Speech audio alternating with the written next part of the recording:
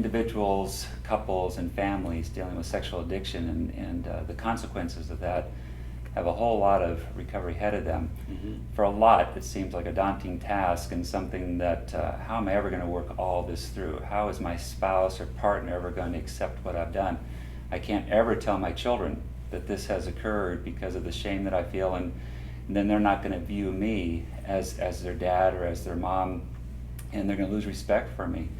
So there's all these thoughts and all this fear that goes into even entering into a treatment process, because most people know that in order to be successful, I'm going to have to tell some degree of truth, and even a little bit of truth is terrifying for somebody that's just beginning in recovery. So what we found is that getting the individual started to begin with, to where they can come in and tell their story. Someone that's not going to judge them, that's not going to critique what they're saying, is really going to encourage them to get the whole story out, because for many this is the first time they've told their story to anybody, any place, at any time. And so to be with a therapist that actually knows what they're talking about, has had experience with other people that have experienced some kind of sexual addiction, is healing in and of itself. I find a lot of people that after they come in, they say, wow, it just feels good to get it off my chest, to get this out. I've been keeping it secret so long, it's done so much harm, and I've not known what to do or where to go. And so that initial opportunity to share what's going on. And ideally, for those just beginning, is to get them into some kind of 12-step group, whether Sexaholics Anonymous or Sex Addicts Anonymous, Sex and Love Addicts Anonymous. There's plenty of opportunity in most communities now to enter into some kind of group, forum, or community. And if there's nothing available in their community, there's some online communities as well, where they can get online and have either chat through texting or typing to one another, or video. And obviously for some that's not going to be possible. Dangerous for some. It can be dangerous for problems, some. but yeah. And yet for others it may even be connecting via the phone with a therapist that does phone therapy. So in our day and age, there's usually an opportunity for somebody to seek out help in a way that would get them started telling their story. It's important for that individual to identify a sponsor, somebody that can come alongside of them and help them to work through the 12 steps. More importantly to me, somebody that's going to be there to call. Find that a lot of people struggle with that initial phone call.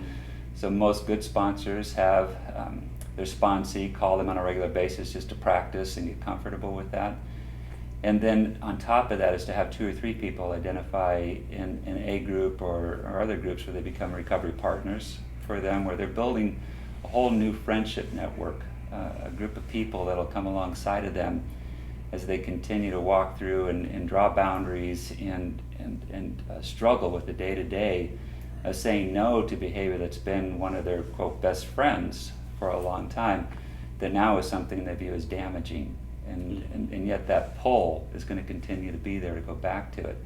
So having a group of people who are not going to be judging, understand that pull to return to the behavior is absolutely critical. And what I really do think is helpful is for people to identify that there's a piece of this that gets inside of you and it really does take over. I think the more research we're doing about brain chemistry, we're finding out that indeed it does affect our brains. So I do think there's a strong disease component to it. What I also believe is important is to identify and describe this in a way that's helpful for the client. So it's not always helpful to use sexual addiction, sex addict, hypersexual disorder, those types of things as a way of helping them to buy into. So many times staying with a behavioral description of what's going on, and them saying these behaviors are things that have really done me in, they've caused all kinds of harm in my life, and I'm having a hard time controlling or managing this. I can't seem to stop on my own. If I can get somebody to buy into that, that's adequate as far as I'm concerned. I know we sometimes hear that being a disease is a cop-out. I can't help myself, I have a disease, so that behavioral part is really important, but also helps to know that there's something going on that pushes that behavior. I think that's another great point, because for some it does become part of their handicap. So I have this handicap and I can't, what do you expect of me? How hard? Because this is a disease, I'm out of control, and I can only do so much. Right. So And it's that would be permission the to time. act out. Yeah, yeah, so certainly would be the time to slow down and say, okay, let's look at what the behavior is, what's been going on, and take them into more behavioral description of what's happening.